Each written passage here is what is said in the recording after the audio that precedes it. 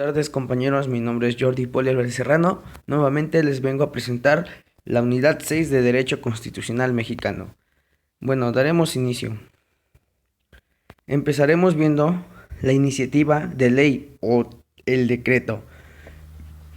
Bueno, como bien sabemos, para la iniciativa de ley o decreto lo conoceremos o vamos a deducirlo como un concepto, como aquel proyecto o documento el cual tiene que ser formal, que los órganos o actores los cuales estarán facultados legalmente para presentar ante cualquiera de las cámaras del Congreso para el estudio, la discusión y en su caso una aprobación de esta ley o de este decreto presentado. ¿Cuál es el propósito? Pues aquí el propósito principalmente es el crear o reformar. También podría ser un propósito el adicionar o derogar, así como abrogar las disposiciones constitucionales o legales, las cuales se representan en un acto jurídico con el cual se da inicio al proceso legislativo. Bueno, de acuerdo a la Constitución en México, tienen facultad para iniciar estas leyes o decretos el presidente de la República, los diputados federales, así como los senadores. También podrán presentar las legislaturas de los estados y los ciudadanos. Todo texto de iniciativa se compone, en primera tiene que tener una exposición de motivos. Esto es fundamental que lo tenga estos tres. En segunda, la parte normativa. Y en tercera, las normas que son transitorias de esta. El fundamento que antecede a la iniciativa de ley o al decreto, pues básicamente lo encontramos en el artículo 71 del Constitucional, en el cual nos dice que el derecho de iniciar leyes o decretos le compete al presidente de la República, como ya dijimos, a los diputados y senadores del Congreso de la Unión, a las legislaturas de los estados, a la Ciudad de México, así como a los ciudadanos. Es muy importante saber que solo le corresponderá a un número equivalente por lo menos al 0.13% de la lista nominal del elector. Por eso es muy importante que asistan a los votos, pues de aquí cuenta mucho todo este tipo de para hacer o presentar iniciativas.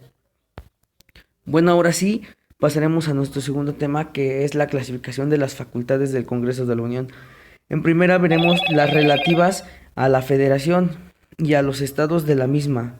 En primera podremos ver que podrán tener una facultad para admitir nuevos estados a una unión federal si es que así se necesita. Pero para esto se tiene que cumplir ciertas características. Más adelante veremos. En segunda podremos ver que también tendrá una facultad para formar nuevos estados, como aquí podemos ver, es similar a la de arriba. Podrá tener el Congreso de la Unión, tendrá la facultad para formar nuevos estados dentro de los límites de los ya existentes, si es así necesario. O sea, tiene, por ejemplo, vamos a adentrarnos un poco, tiene que la fracción o fracciones que pidan como nuevo estado tienen que contar mínimo con una población de 120,000 habitantes, y eso es lo mínimo. Entonces, esta es una facultad que ellos tienen y estos son los requisitos. Nos presentan tres, pero no vamos a adentrarnos en esto. También podrá tener la facultad para arreglar definitivamente los límites de los estados. Si así hay algún problema entre estados, tendrá el Congreso de la Unión la facultad para determinar y arreglar, o sea, los límites de cada estado, determinando las diferencias que entre ellos se susciten sobre las demarcaciones de sus respectivos territorios, menos cuando esas diferencias tengan un carácter contencioso. O sea, ¿qué es lo contencioso? Es cuando hay una discusión, cuando hay una pelea, cuando hay un conflicto de intermedio. Bueno, ahora pasaremos a las facultades del Congreso, pero nos iremos en materia fiscal, financiera y relativas a los empréstitos y a la deuda nacional. Bueno, aquí podemos encontrar que podrá tener una facultad para la imposición de las construcciones necesarias a cubrir el presupuesto. ¿A cuál presupuesto me refiero? Pues no más que el famoso pues el IVA, así como lo conocemos. Esas son las contribuciones que ellos podrán tener en la facultad para, pues ahora sí, para poder imponer cuánta va a ser la IVA o cuánta va a ser la aportación que cada ciudadano como tal tenemos que aportar. Por otro lado, también podrá tener una facultad para dar bases sobre las cuales el Ejecutivo podrá celebrar empréstitos sobre el crédito de la nación, es decir, podrá celebrar estos empréstitos con el dinero, con el crédito que antecede de la República, de nuestra nación como tal. Y bueno, para aprobar estos mismos empréstitos y para reconocer y mandar a pagar la deuda nacional también tiene facultad. Por otro lado, también tendrá la facultad para impedir que en el comercio de estado a estado se establezcan restricciones. Por otro lado, tendrá una facultad también para expedir la ley, la cual regule la organización de la entidad, así como la fiscalización, que esta fiscalización es la superior de la federación, y también, o sea, además de todo esto, tendrá que normar la gestión, el control y la evaluación de los poderes de la Unión, así como los entes públicos federales. Bueno, pasaremos por otro lado a las facultades que tiene el Congreso de la Unión sobre las actividades económicas e industriales. También en esta podremos encontrar que tendrá la facultad en sí para legislar en toda la República sobre estas actividades. ¿Cuáles actividades son? Pues no es más que las actividades que nos dejan un recurso financiero, como son la explotación de los hidrocarburos, la minería, la industria, la cinematografía, el comercio, los juegos con apuestas, así como los sorteos, la intermediación, así como los servicios también financieros, la energía eléctrica y también la energía nuclear. O sea, todo esto son las actividades económicas. Entraremos también que el Congreso de la Unión no solo tiene esta, sino que también podrá tener la facultad sobre los empleos y sobre los servicios públicos. Aquí veremos que tendrá la facultad para crear y suprimir empleos públicos de la Federación. También, asimismo, podrá señalar, aumentar o disminuir, así como él lo disponga, las dotaciones relativas a los órganos de la Federación como tal. En primera, el Consejo de Salubridad General dependerá directamente del presidente de la República, sin intervención de ninguna Secretaría de Estado, y las disposiciones generales que éste dé serán obligatorias en el país. Ese es un ejemplo clarísimo de esto de los sobre el suprimir empleos o aumentar o disminuir las dotaciones. La Federación como tal, el Congreso de la Unión tiene esta facultad. Por otro lado tenemos las facultades bélicas, que no son más que pues el declarar la guerra en vista. Esto también tiene que ser, o sea, es en algunos casos la declaración de guerra, puesto que no es cualquier cosa. Esto tendrá que darse en vista de los datos que el Ejecutivo, en este caso que el presidente presente, el Ejecutivo tiene que presentar como tal, pues esta petición. También podemos ver aquí que en las bélicas podrá dictar leyes según las cuales se deberán declararse buenas o malas las presas de mar, la tierra. También asimismo podrá expedir las leyes relativas al derecho marítimo de paz y guerra. Es decir, aquí nos referimos a la guerra que en ocasiones se suscita en aguas marítimas, en aguas ya sea internacionales o nacionales, pero pues esto es algo que suscitaba o suscita un poco a menudo. Por otro lado tenemos aquellas facultades las cuales van referentes a la población. Por ejemplo, ¿cuál sería una de ellas?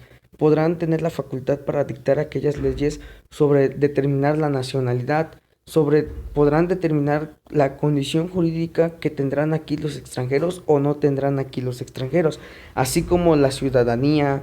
Por ejemplo, también pueden tener la facultad para dictar una ley nueva o anterior o derogar o alguna naturalización, la colonización, la inmigración e inmigración. O sea, todo esto también es una facultad, pero vamos en materia de que son referentes a la población. Por otro lado, tenemos las referentes a la educación, que nos sirven para establecer y organizar y sostener también a la república, así como las escuelas rurales. Pues esta creo que está muy entendible, pues prácticamente como lo vemos en el artículo 3, ¿no? También lo podemos ver, pero aquí es muy distinto.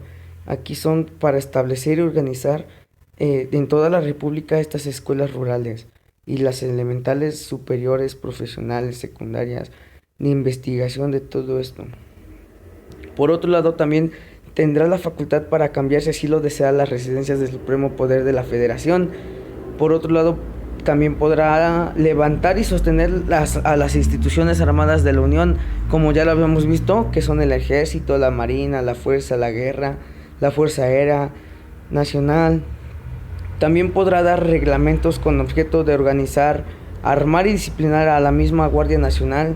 Asimismo, podrá dictar leyes sobre las vías generales de la comunicación y sobre las postas, sobre los postales y los correos, para expedir estas leyes. Asimismo, podrá expedir leyes que establezcan las bases de coordinación entre la Federación, el Distrito Federal, los estados, el Distrito Federal, que hoy es la Ciudad de México, los estados y los municipios en materia de seguridad pública. Esto podrá también tener una facultad para expedir una ley que regule la organización en la entidad de la fiscalización superior de la Federación. También podrá conceder la licencia, como ya lo habíamos dicho. Y bueno, vamos a pasar sobre el desarrollo nacional y los símbolos. Aquí podrá legislar sobre las características y el uso de la bandera, así como el escudo o el himno nacional. También podrá expedir las leyes que establezcan la concurrencia que tendrá el gobierno federal en los estados y los municipios en el ámbito de sus respectivas competencias. Podrá expedir leyes sobre la planeación nacional y del desarrollo económico social. Igual tendrá otras facultades. Ahora bien, veremos rápidamente la Cámara de Origen, pues la Cámara de Origen no es más que un órgano, el cual es del Poder Legislativo, el cual tendrá la facultad de conceder o de conocer y elaborar en una primera instancia cualquier iniciativa de ley o decreto que sea de la competencia de ambas cámaras. Por otro lado, tenemos la Cámara Revisora.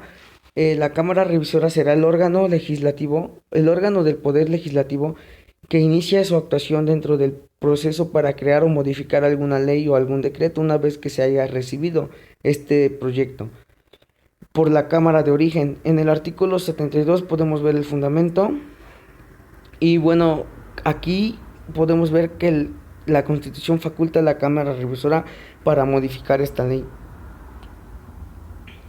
La regla común en lo referente a la formación de leyes fiscales, así como la Cámara de Diputados será siempre la Cámara de Origen y la de Senadores será siempre la revisora, por la que todas las iniciativas deberán presentarse sin excepción ante la Cámara de Diputados en primer término.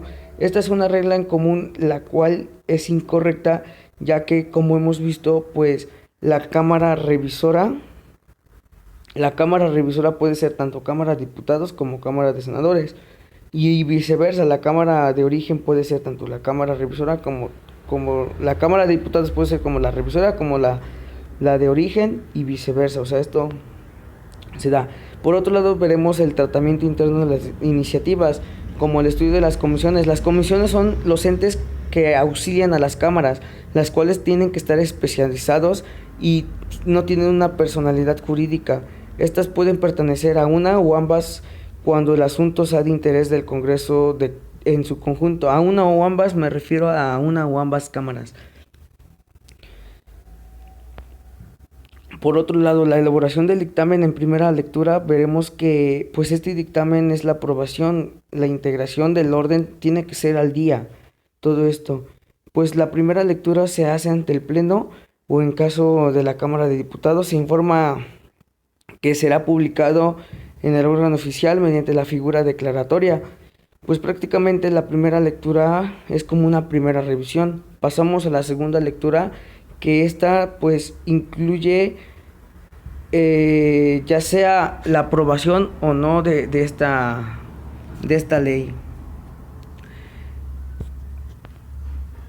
Pues las iniciativas reformadas de la Cámara Revisora es cuando pues la Cámara Revisora como tal pues reforma una ley. Por último tenemos el derecho de veto, que es la facultad del presidente para determinar si una ley se publica o no se publica, si él la sanciona o no la sanciona. Es la promulgación y la publicación. Bueno, compañeros, por mi parte sería todo. Muchas gracias.